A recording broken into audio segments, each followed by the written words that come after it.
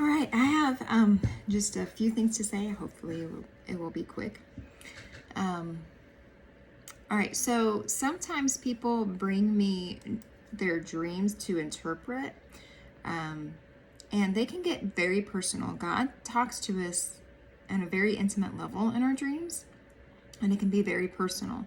And sometimes He corrects us and guides us in our dreams. So when I'm interpreting dreams for people, I have to be very careful about what I say and how much information I glean from it, because a lot of that's not my business. And so, and God won't tell me anything that I'm not supposed to know. But oftentimes I will say, is there something that you're struggling with that God is trying to bring attention to? And usually that resonates with somebody, and then they know, and I don't need to go any further with that. But He corrects us in our dreams, and oftentimes when I'm approached and I have to interpret a dream like that, I bring in my own personal experience of when God has corrected me in my dreams. Now, I have found that when God is correcting me in my dreams, He is very gentle. He sugarcoats it in a beautiful dream that's very complimentary. And then He brings in an element that guides me in a way that I can correct my behavior. So, for example, right after I had that major dream that John Redenbaugh interpreted that said that I'm a prophet, even though I'm not claiming that I'm a prophet, I'm not there. My dreams say that I will eventually have the office of a prophet. I don't even know what that means, but I'm not claiming that right now. I just know that God has given me this prophetic ability. Anyway, when that dream came up, God started really filling me with just amazing dreams. And one dream He gave me was I was in front of a burning bush, no joke.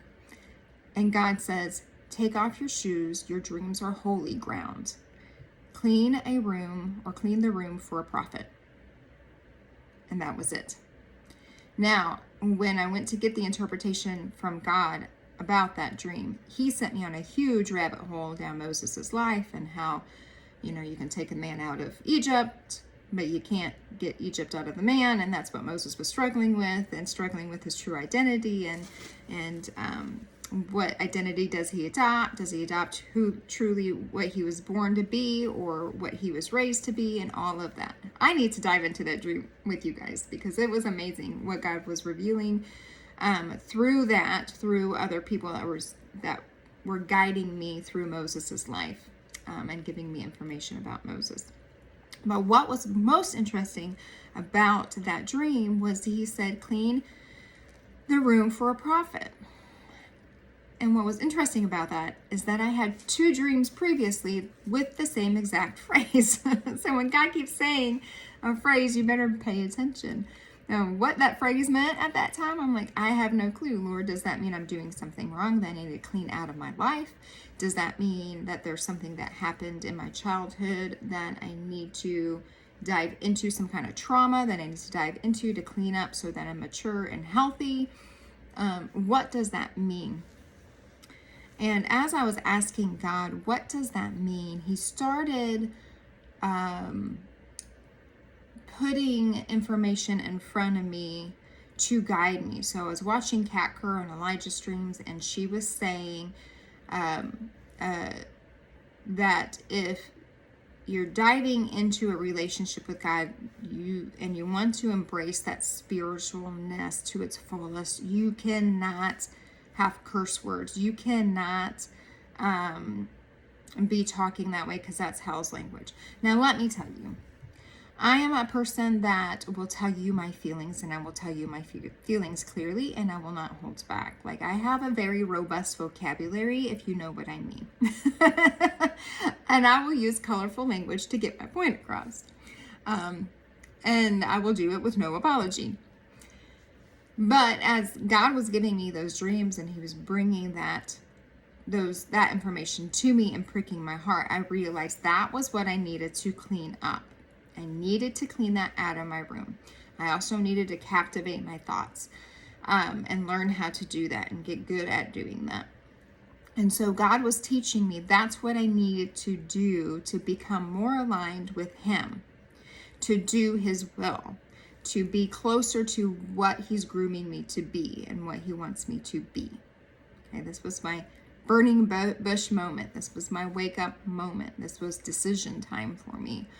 And so, so that was God's way of correcting me and bringing me more more aligned and under his guidelines, if that makes sense.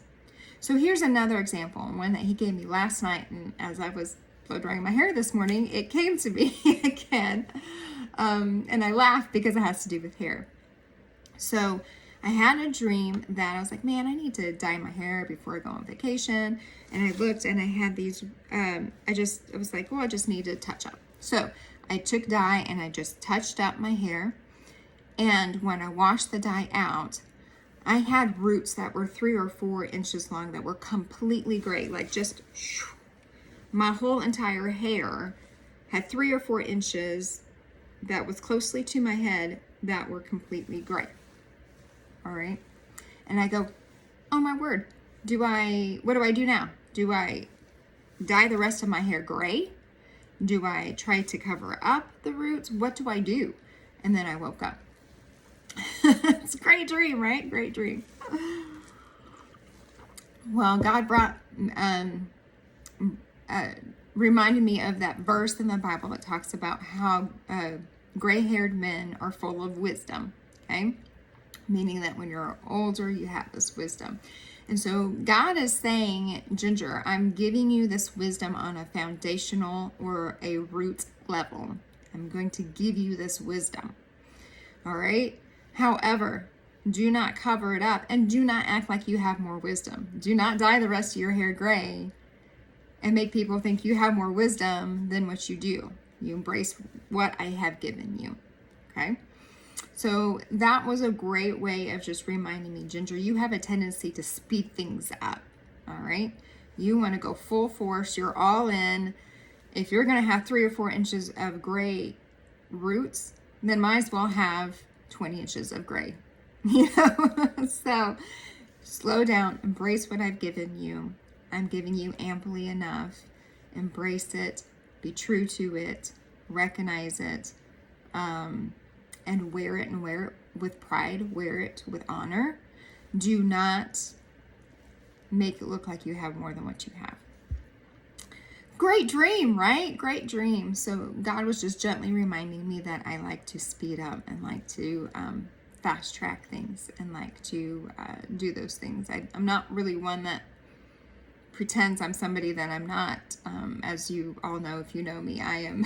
You get what you see, and with me, so it's not so much that I'm trying to portray that I have more wisdom, but I like to speed things up.